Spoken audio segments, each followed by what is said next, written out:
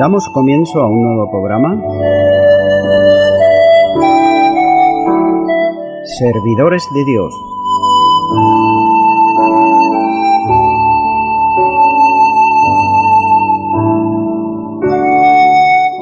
Este es un programa que está respaldado por la Iglesia Evangélica Misión Evangélica de Cataluña.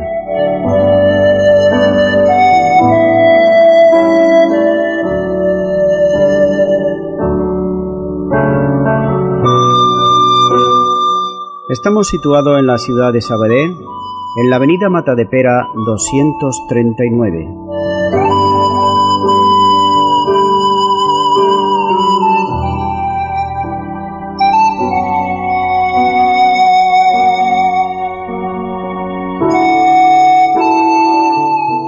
Antes de dar introducción a la palabra de Dios, estaremos poniendo una alabanza.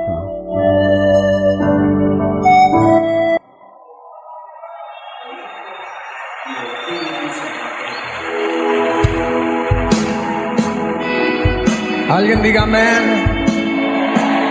Voy a invitarle que esté de pie conmigo y vamos a clamar a Dios que nos sane. Señor, estamos tu pueblo reunido esta noche, humillados delante de ti. Queremos pedirte que sanes nuestra tierra. Cante conmigo así. Somos tu pueblo y hoy venimos humillados ante ti. Somos tu pueblo, necesitados de ti. Hemos pecado, hemos dejado tu camino, tu verdad. Nos humillamos,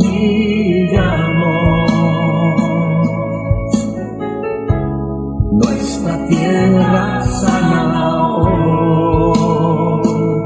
Sánanos, sánanos, es el clamor de este pueblo humillado ante ti. Sálvanos, sálvanos,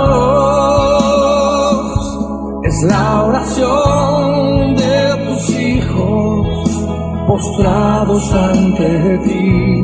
Sánanos, sánanos, sánanos, sánanos. Somos tus hijos, confiéseselo a Él.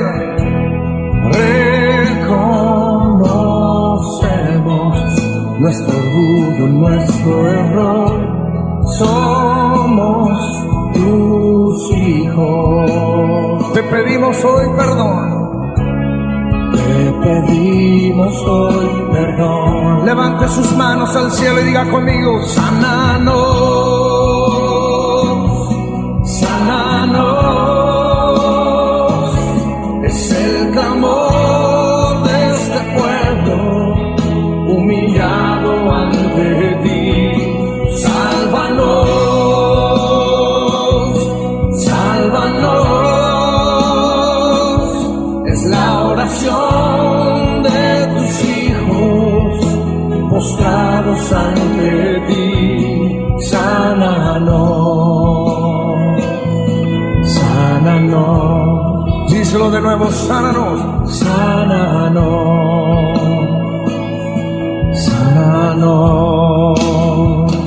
Todo el mundo levante sus manos y haga un clamor al cielo y dile: Señor, perdona, perdona nuestros pecados. Humillamos nuestra vida ante ti esta noche, Señor. Oh.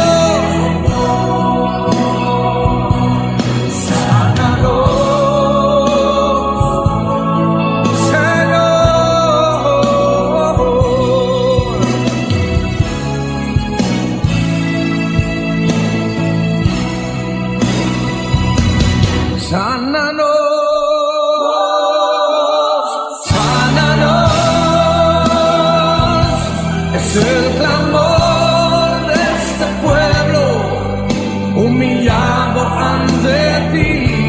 Sálvanos, sálvanos.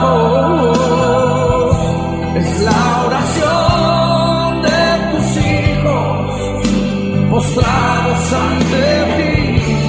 Sánanos.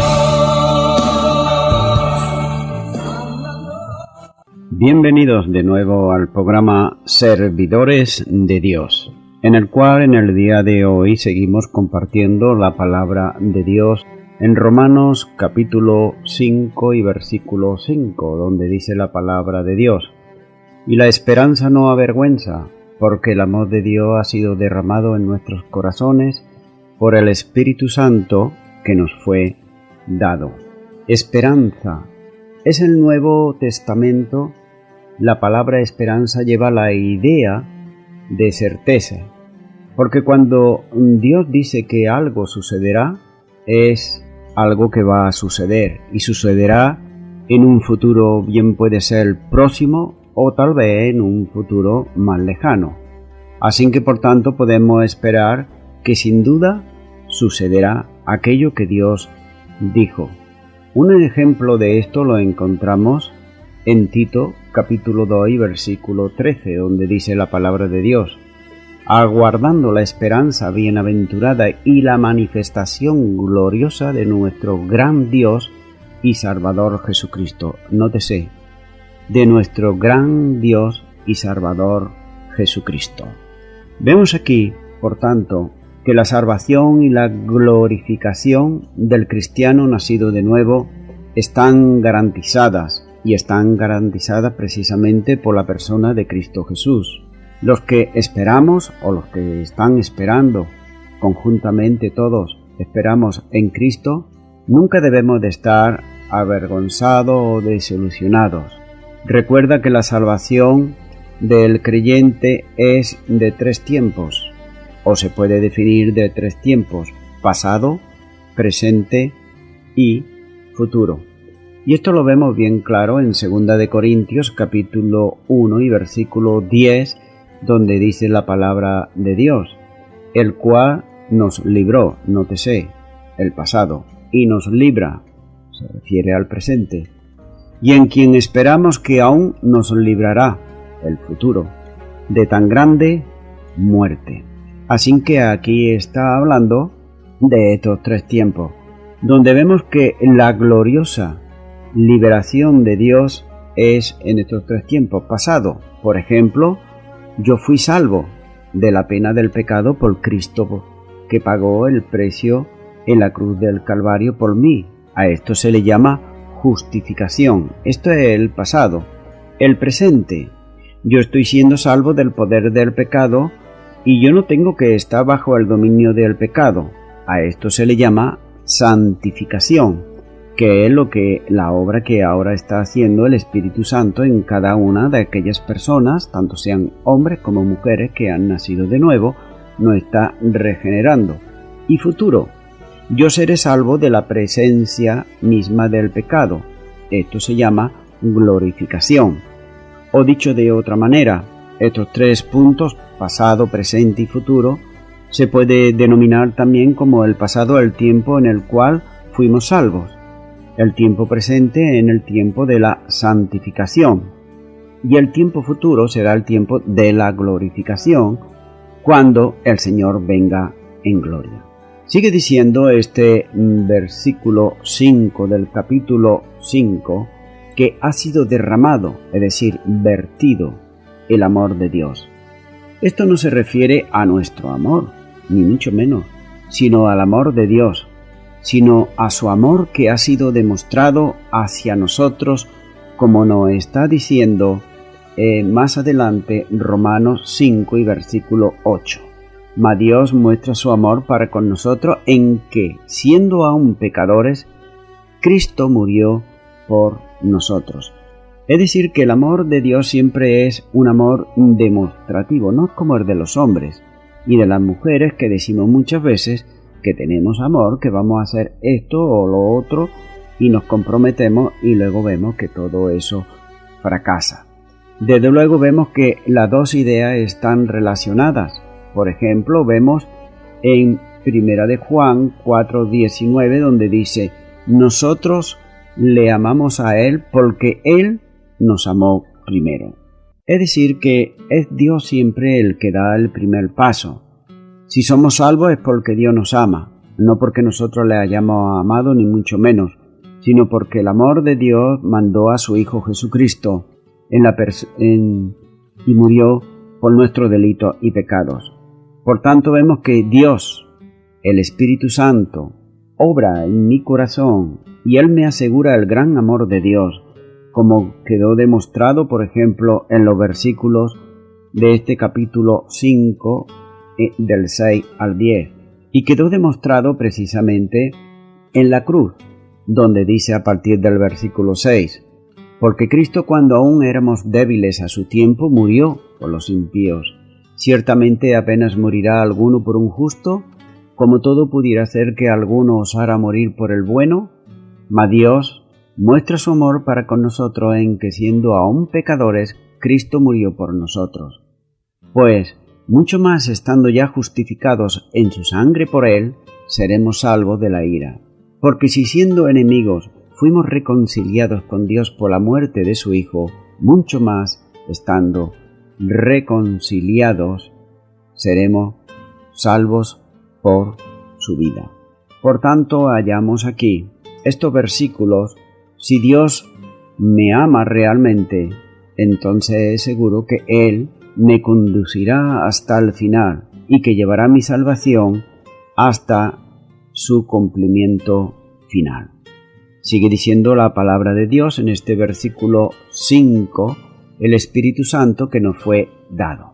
El Espíritu Santo es el don, el regalo de Dios para todo creyente. El Espíritu Santo no ha sido dado ni derramado para algunos líderes o por algunos que se crean iluminados, ni mucho menos, sino que el Espíritu Santo ha sido dado, derramado para todo creyente. Y esto se puede apoyar con la misma palabra de Dios, donde nos dice en Juan 7:39, y esto dijo del Espíritu que había de recibir los que creyesen en Él, pues aún no había venido el Espíritu Santo, porque Jesús no había sido aún glorificado. Y también vemos en Romanos 8:9, donde nos dice la palabra de Dios: mas vosotros no vivís según la carne, sino según el Espíritu, si es que el Espíritu de Dios mora en vosotros. Y si alguno no tiene el Espíritu de Cristo, no es de Él. Y 1 de Corintios 6:19, por último, nos dice: oh, ¿ignoráis que vuestro cuerpo es templo del Espíritu Santo, el cual está en vosotros, el cual tenéis de Dios, y que no sois vuestros? Es aquí una reflexión, algo que hay que tener en cuenta, que toda persona que ha depositado su fe en Jesucristo, pues ha sido sellado con el Espíritu Santo y tiene el Espíritu Santo en su vida. Uno de los beneficios de la justificación que nos habla este capítulo 5 de Romanos es la presencia de Dios a través del Espíritu Santo que mora en el creyente. Uno de sus ministerios es señalarnos el amor de nuestro Salvador, es guiarnos a toda la verdad, como se demuestra en la cruz, y derramar este amor en nuestros corazones, como hemos leído en Romanos 5, del 5 al 10. Sigue diciendo también la palabra de Dios en este versículo 6 del capítulo 5, porque Cristo, cuando aún éramos débiles, a su tiempo murió por los impíos.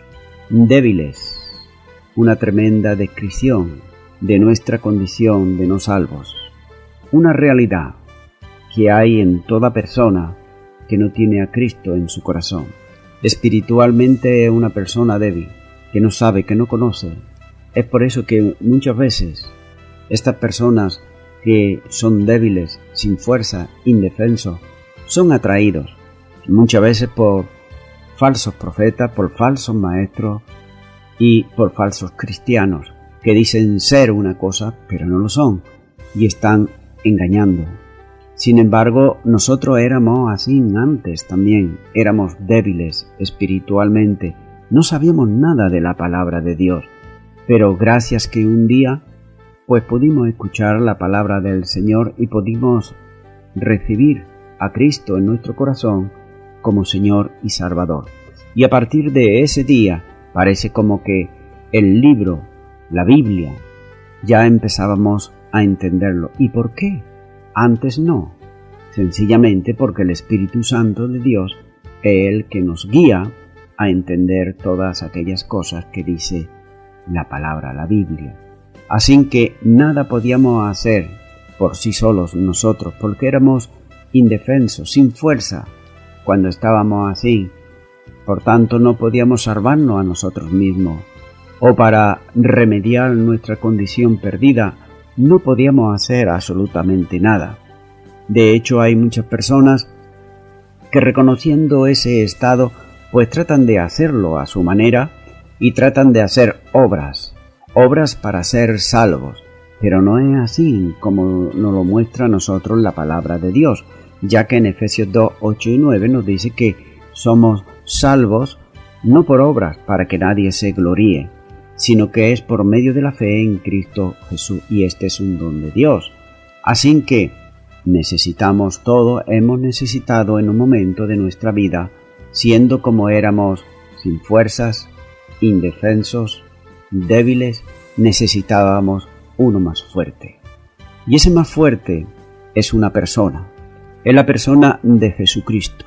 Es aquel que realmente puede hacernos fuertes cuando nosotros somos débiles, cuando nos humillamos a Él.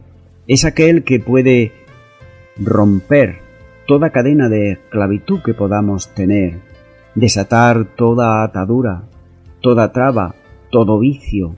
Puede hacerlo porque el Señor vino para eso, vino para traer libertad al cautivo, y nosotros también éramos débiles y estábamos cautivos también, estábamos en tinieblas. Por tanto, necesitábamos a alguien más fuerte, y ese alguien es la persona de Cristo Jesús. Sigue diciendo este versículo 6, a su tiempo, en el tiempo preciso. Dios siempre hace las cosas a su tiempo. Nosotros vimos aquí en la tierra cuando estuvo el Señor Jesús, podemos ver en los evangelios que siempre llegó a su tiempo. Ni llegó demasiado pronto, ni demasiado tarde. Ni iba demasiado a prisa, ni iba lento. Iba como debía de ir. Y cuántas veces nosotros también nos ocurre que vamos acelerados. Queremos las cosas express, queremos la salvación, el crecimiento espiritual, todo lo queremos express. Pero sabes, cada cosa tiene su tiempo. En Gálatas 4, versículo 4 y 5 dice: pero cuando vino el tiempo del cumplimiento del tiempo, Dios envió a su Hijo, nacido de mujer y nacido bajo la ley, para que redimiese a los que estaban bajo la ley, a fin de que recibiésemos la adopción de hijos. Nótese que dice, pero cuando vino el cumplimiento del tiempo. El tiempo en que vino el Señor Jesús era un tiempo excepcional, era un tiempo bueno. ¿Por qué digo esto? Era un tiempo en el cual el Evangelio podía transmitirse rápidamente, ya que el Imperio Romano estaba en su apogeo, estaba poderoso, había limpiado todo el Mediterráneo de piratas e incluso había hecho las célebres calzadas romanas, que hoy podríamos decir que serían en aquel tiempo como autopistas, ¿verdad? Que se podía caminar con carros, se podía ir bien por ahí y se podía llevar el Evangelio a cualquier lugar. Además, también, como no, había ladrones, había bandidos por muchos sitios, pero le temían mucho al Imperio Romano y se lo pensaban dos veces. Es por eso que ese tiempo era el tiempo adecuado. Y también Dios tiene un tiempo para nuestras vidas. Él seguramente nos está llamando desde que tenemos uso de razón, pero son muchas veces lo que impide que oímos muchas voces, pero no oímos precisamente aquella que puede traer salvación y vida eterna, que es la voz del Señor Jesús. Él nos llama a cada uno por nuestro propio nombre. Así que vemos que dice, a su tiempo Él vino. Note que no nos describe Dios en nuestro estado de perdidos, y lo está diciendo aquí bien claro, como dice el versículo 6, los impíos, los pecadores, versículo 8, y los enemigos de Dios. Eso éramos nosotros antes. Éramos impíos, éramos pecadores y éramos, por naturaleza, enemigos de Dios. Pero Cristo Jesús murió por los impíos y amó a aquellos que son desagradables, es decir, a aquellos que incluso son malos. Los amó. Y también a nosotros nos amó, aunque no éramos nada amables. Aunque nosotros nos pensábamos y nos creíamos y nos creemos muchas veces que somos buenos, pero de bueno no tenemos nada, porque bueno solamente es Dios. Eso le dijo el Señor Jesús a aquel joven rico que vino, y le dijo, hola hombre bueno, quería congraciarse. Y el Señor Jesús le dijo que solamente bueno es Dios, nada más.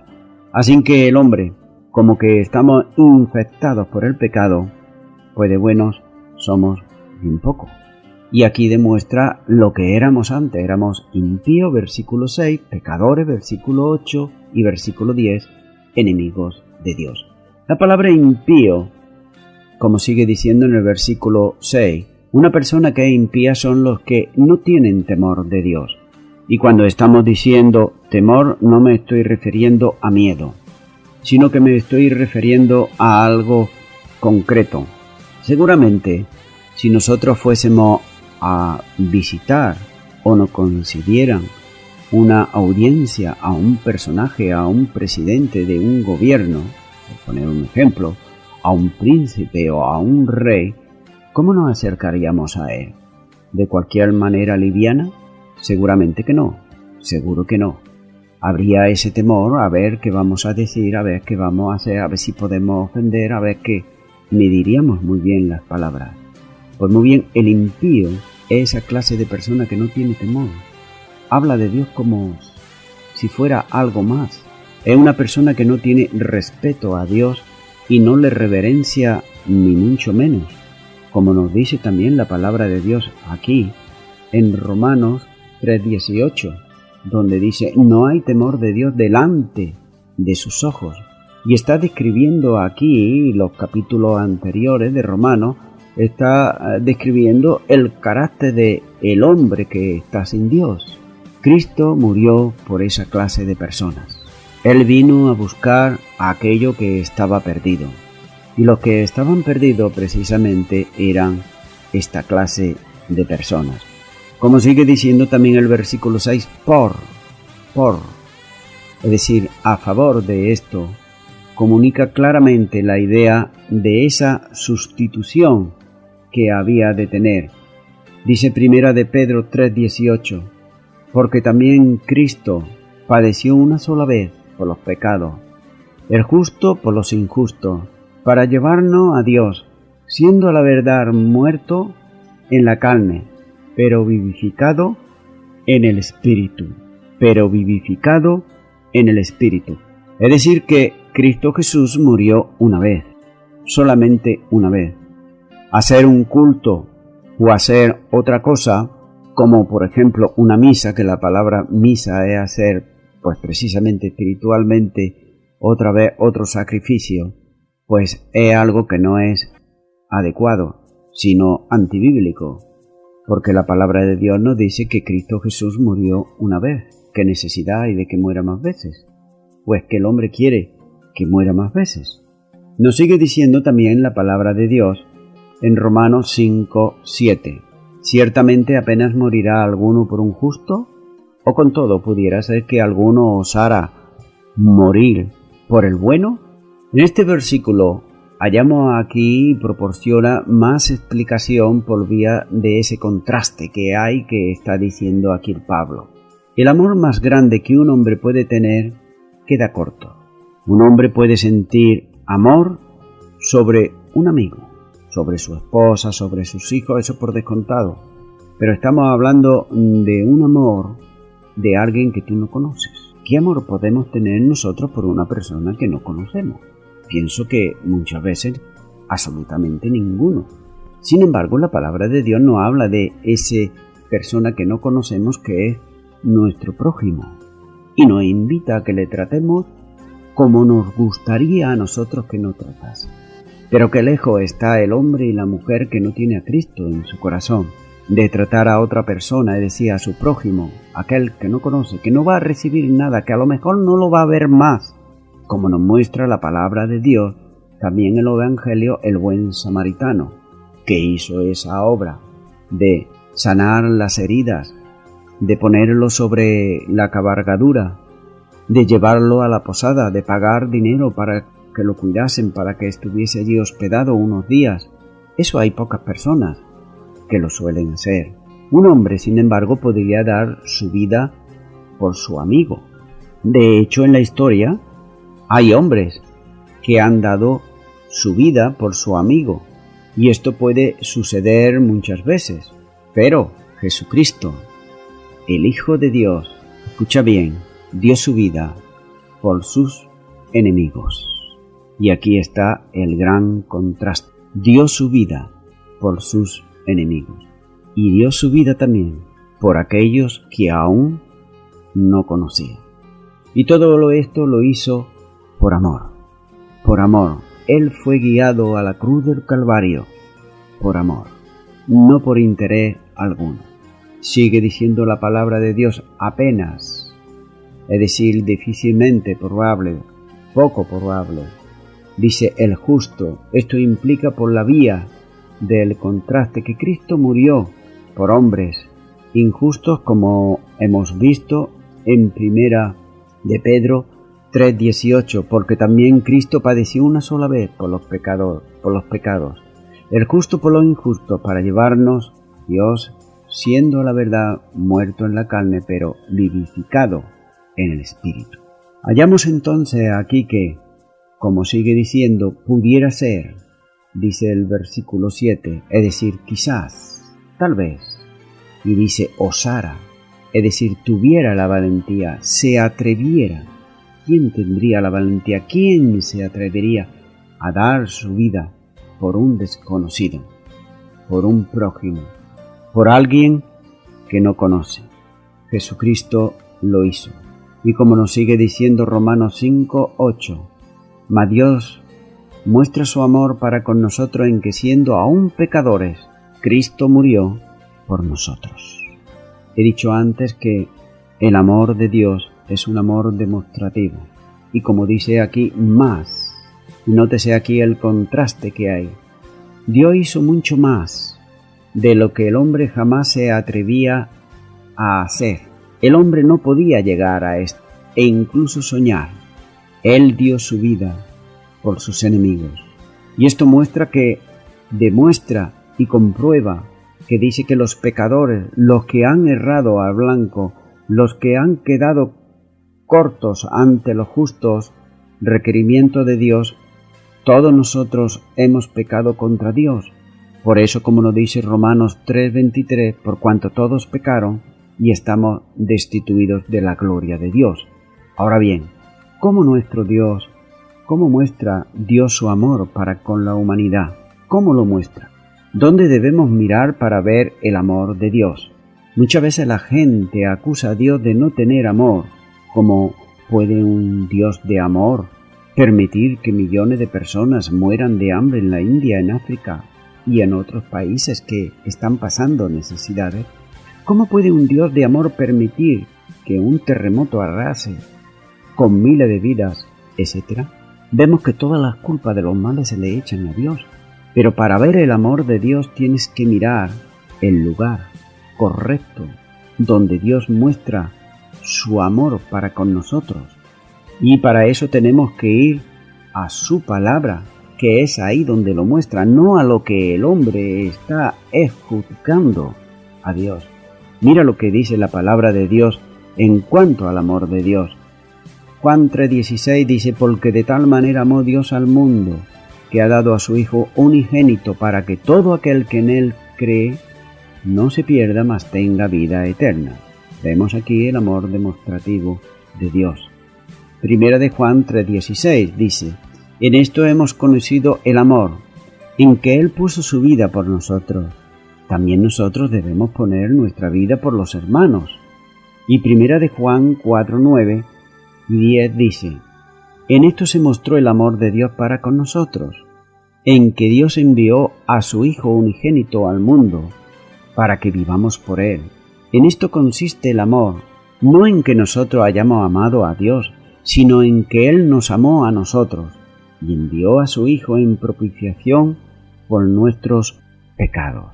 Nótese ahí como el amor de Dios es un amor, lo repito una y un millón de veces lo diré, es un amor demostrativo.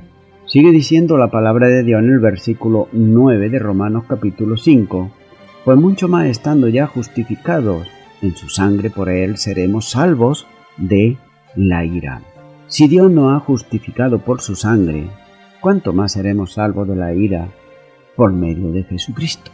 Porque sabes, aunque las personas piensan que eso nunca va a llegar, pero llegará un día en que Dios juzgará a los impíos. Sí, a esos que no tienen temor, a esos que se burlan, a esos que están acusando a Dios de todas las cosas malas que hay, a esos que les trae sin cuidado mirar lo que Dios dice en su palabra, la Biblia, a esos que, bueno, por si acaso, por si a lo mejor, se hacen ellos un Dios. Muchas veces lo suelen hacer así, pero no es el Dios de la Biblia. En otras palabras, si Cristo murió para salvarnos cuando éramos injustos, con mayor razón, Él nos salvará ahora que eres justo y te ha justificado delante de Dios. Por tanto, si Él murió por ti y murió por mí, y éramos sus enemigos, ¿cuánto más hará ahora Él por ti y por mí, que ahora somos sus amigos? Si Dios me amó cuando yo era un pecador, como dice el versículo 8, ¿cuánto más derramará su amor sobre mí ahora que soy su hijo? Es decir, si antes estaba enemistado con Dios y ahora he sido reconciliado con Dios, ¿me podrá faltar algo? Pues precisamente Dios dará todo aquello que necesitemos y nos guardará y nos protegerá. Romanos 5:10 dice: porque si siendo enemigos fuimos reconciliados con Dios por la muerte de su Hijo, mucho más estando reconciliados seremos salvos por su vida. Es lo que estoy diciendo. Este versículo amplía la expresión del versículo 9. Dice: porque si Dios nos reconcilió consigo mismo cuando aún éramos sus enemigos, ¿cuánto más ahora por nosotros hará que hemos entrado en esa preciosa relación con Él, en esa comunión con Él? ¿Cuánto más hará? Dice reconciliado. Dios y el hombre han sido reconciliados en armonía y en paz, como nos dice el versículo 1 del capítulo 1. Toda hostilidad ha sido removida y todas las barreras para que tengamos compañerismo han sido quitadas. El profundo abismo que separaba a un Dios santo de un hombre pecador han sido subsanados y han sido superados. Hemos sido reconciliados, no porque Dios comprometiese o comprometa su santidad. Él permitirá que el hombre se acerque a mí pasando por alto el pecado. Eso no lo va a hacer Dios, ni mucho menos. Ninguna persona que sea pecadora, y todos lo somos, que no piense nunca que Dios no ve el pecado, que no crea nunca que porque haya pecado solamente unos cuantos pecaditos, pues que Dios ya por esto lo va a admitir y no va a suceder absolutamente nada, porque Él es bueno y porque no lo va a juzgar. Te recuerdo que Dios en el huerto de Edén tenía comunión con el hombre. Era su criatura, pero este hombre desobedeció a Dios, se rebeló contra Dios, hizo lo que Dios le dijo que no hiciera, y esto es pecado. Y si por un pecado echó a Adán y a Eva, ¿piensas tú que por alguno o por muchos, que seguro que tienen muchos más, Dios lo va a pasar por alto? Te recuerdo que Dios no es cómplice de la mentira ni del pecado, sino que Dios es santo. Dios es santo y no pasa por alto el pecado. Su santidad está por encima de todo, y es por eso, precisamente por esa santidad de Dios, que Dios envió a su Hijo Jesucristo para salvarnos. Dice, salvos por su vida. Sigue diciendo este versículo, salvos por su vida. Dice Hebreos 7:25, por lo cual puede también salvar perpetuamente a los que por él se acercan a Dios, viviendo siempre para interceder por ellos. Es decir, que hoy es día de salvación, que mientras esté el hombre aquí en la tierra, tiene la oportunidad de arrepentirse de sus delitos y de sus pecados.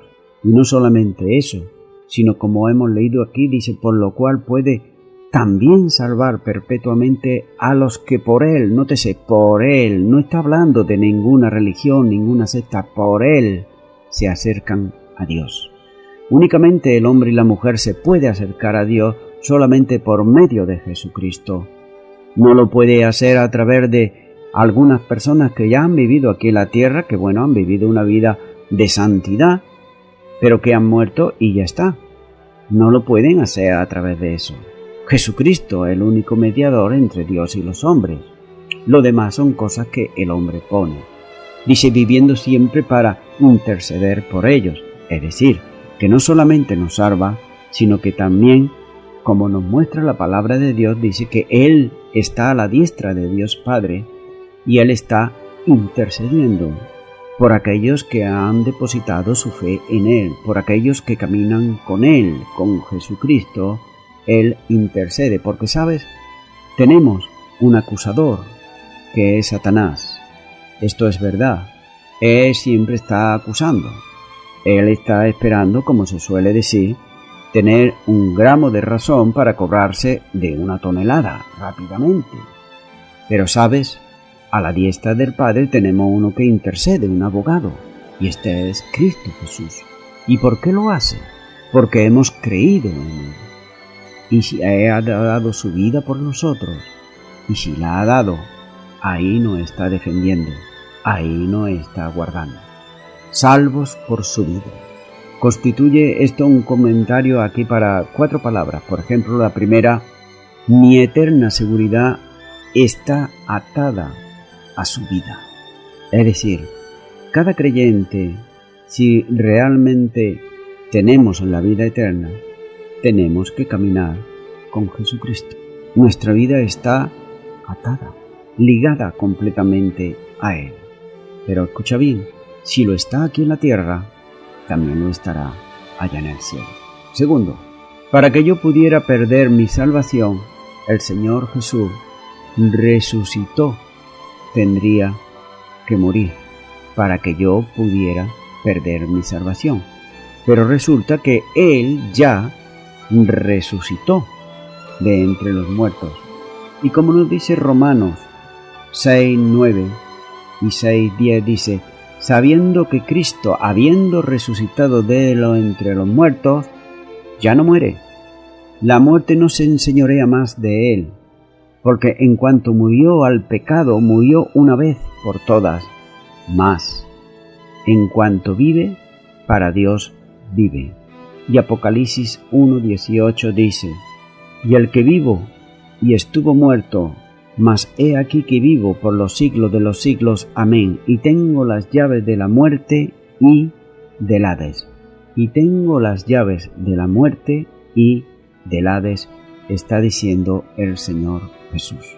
Tercero, Él murió una vez, pero nunca más. Como dije, ¿de qué sirve hacer misa o hacer sacrificios?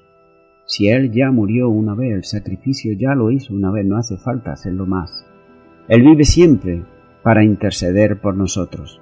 Y por cuarto y último, Él murió para salvarnos, para salvar a todo aquel que está dispuesto a entregar su vida a Él. Él vive y lo hace precisamente e intercede por nosotros para mantenernos salvos. El Señor Jesús no solamente es nuestro Salvador cuando le decimos Señor, te acepto como Señor y Salvador, sino que Él también nos sigue salvando día tras día. Él nos sigue salvando tal vez de accidentes, tal vez de contagio de algún virus, de alguna cosa. Él nos puede salvar de alguna pelea, de alguna disputa, de cualquier cosa. El Señor Jesús es por excelencia nuestro Salvador. No solamente nos salvó de la cruz del Calvario, sino que también nos está protegiendo, nos está guardando, está intercediendo por cada uno de aquellos que tienen a Cristo en su corazón. Voy concluyendo con esto. Ninguna religión, ninguna secta puede asegurar la salvación, ni para sus propios líderes, ni para ellos mismos. Solo la persona que deposita su fe en la persona de Jesucristo y camina con Él aquí en la tierra el resto de sus días, lo hará también, como dije antes, en el cielo. Jesucristo dio su vida por sus enemigos, y tú, si no tienes aún a Cristo en tu corazón, según la palabra de Dios, y como yo era antes, era una persona impía, un pecador, un enemigo de Dios.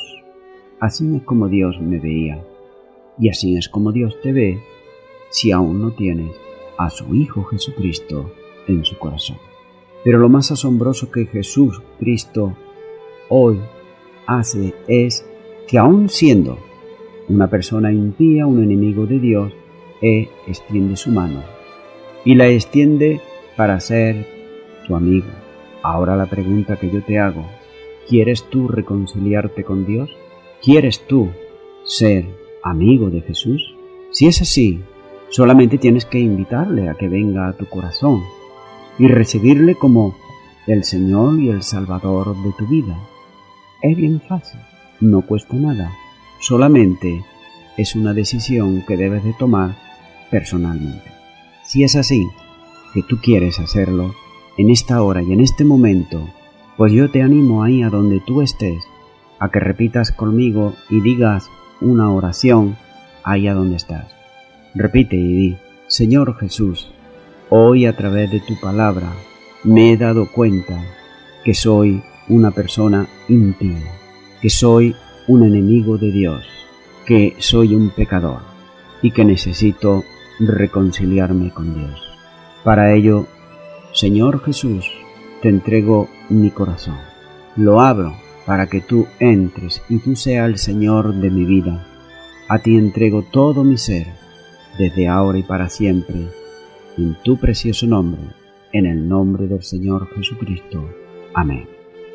Pues muy bien, amigo o amiga, si tú has hecho esta oración, pues tú ahora te has reconciliado con Dios por medio de Jesucristo. Ahora tú debes de seguir esta vida de reconciliación y no volver a hacer las cosas que antes hacía. Para ello, si esta oración la ha hecho con un corazón sincero, yo te aseguro, según dice la palabra de Dios, que el Espíritu Santo de Dios ha venido a tu vida. Él te ayudará a entender la palabra de Dios. Comienza a leerlo por los evangelios. Comienza también a asistir a una iglesia evangélica donde se predique la palabra de Dios. Y a toda la audiencia que me está escuchando, me despido de todos ustedes, Dios mediante, hasta el próximo programa. Qué bueno que podemos confiar en ti, Señor. Tú eres mi esperanza.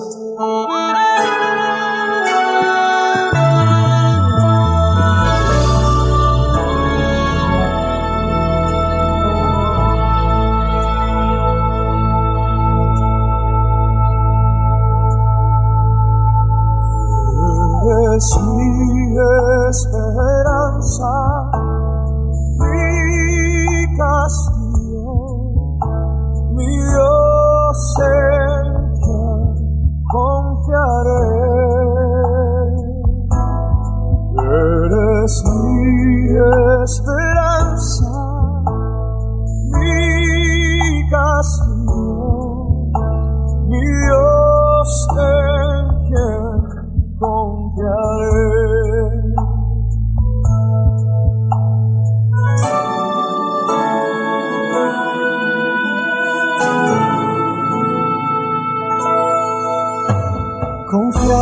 puede estar en ti.